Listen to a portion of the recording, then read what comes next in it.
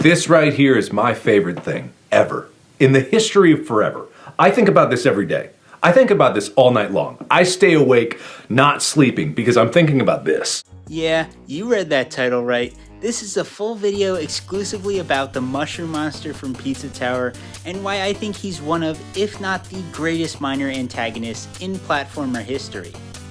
He's a character I've already expressed a lot of appreciation for all the way back in my first level ranking video, but I really think I've just barely scratched the surface of why I like him so much. I also noticed an acute shortage of love for him on this site, and I think it's high time I did my part to fix that. So without further ado, grab yourself a slice and sit back because here's what makes Mushroom Monster the GOAT of Pizza Tower.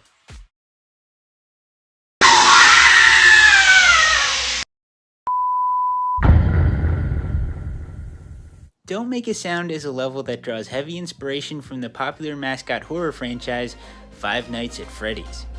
In the original FNAF, you work as a security guard after dark at a kid-friendly pizzeria and have to keep a sharp eye out for the possessed animatronics that will try to kill you the second your defenses are down.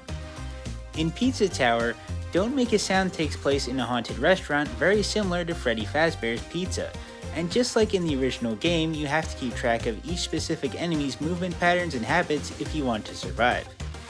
Failure is easily recognizable thanks to a trademark jump scare. However, a big difference in the Pizza Tower level is that within the group of monsters you face, only one of them is actually an animatronic, while the rest are references to different genres of horror.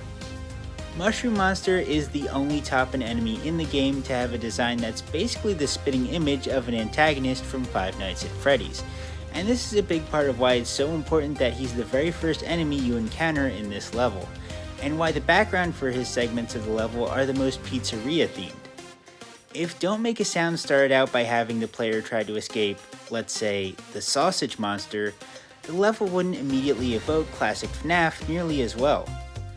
To summarize this point, Mushroom Monster instantly setting the tone by being introduced so early in the level is a big part of why this stage is such a great source of nostalgia for fans of classic mascot horror games. Mushroom Monster is the perfect way to introduce the player to the top-end monsters as a level gimmick. This guy's your first real challenge in Don't Make a Sound, but he'll only move in a straight line, which makes him very easy to avoid as long as you have enough speed to lure him into a trap. Later enemies like the cheese and tomato monsters will be virtually impossible to stop once they're alerted, so you'll have to make sure you learn the ins and outs of the mechanic while things are still easy if you want to survive some of the longer rooms later on. The Mushroom Monster also introduces the player to the concept of both required and optional alarm situations, which is the perfect way to reinforce the idea that while the best way to avoid a top-end monster might be to never alert them in the first place, sometimes it simply can't be helped, and you're just going to have to be ready for that. It's true that the Sausage Monster also moves in a straight line, so he's not exactly hard to avoid either, but the difference is that every single Sausage Monster chase scene is required to progress in the level, and every section has geometry that forces you to get within dangerously close range of this enemy. Mushroom Monster's rooms are just simple chase scenes, and that's what makes them such a good introduction to the concept. But there is something else that makes these early simple chase sequences really fun, and it's that I mean it in the most affectionate way possible when I say that Mushroom Monster is a total loser. This is probably best demonstrated in the first room you encounter him in. If you sound the alarm and escape to the right, the animatronic will get stopped by this giant wall, and when this happens he'll just stare at the wall blankly as if to say, "Well shoot, what do I do now?" Other members of his group like the cheese and tomato monsters would have absolutely no difficulty bypassing this obstacle, and even if Sausage Monster can't get past it, at least he tries to keep hacking away at the wall in an attempt to get to Peppino. Meanwhile, Mushroom Monster just stands there knowing full well that he's cooked. The same thing happens in the first secret room of the level. And speaking of that same secret, if you instead escape to the left of the monster in his first room in order to get to the first eye, the enemy will fall down a hole covered up by outlets, and if you follow him down you can see that he's damaged beyond repair. Another example of him being a lovable doofus is when he fails to keep up with the other monsters during the big chase scene with all 4 of them at the end of the level, because he has no way to pursue the player up vertical surfaces like some of the others do. The cherry on top of his disastrous resume is that he's the only top-end monster to be shown in the beaten up pile of characters in the Crumbling Tower of Pizza title card. This portrayal of the mushroom bonehead as just being consistently inept at his job makes him a lot more endearing to me than the other 3 in his ensemble. He does not have that dog in him, and I love him for it. But that all changes when... This one might be just me, but at the end of the Don't Make a Sound escape sequence, I always used to get caught by the mushroom monster because I kept forgetting he was waiting in those first few rooms. I think part of it is because his shade of brown kind of blends in a bit with the background of the segment of the level he appears in, or at least, it camouflages him way more than the bright reds or pastel yellows do for the tomato and cheese monsters respectively. So, for me, the mushroom monster actually being the one to succeed in catching me at the end of the level before I got good at the game was kind of like an underdog story of the most useless villain finally proving their worth, and I don't know, that makes him even more likable to me.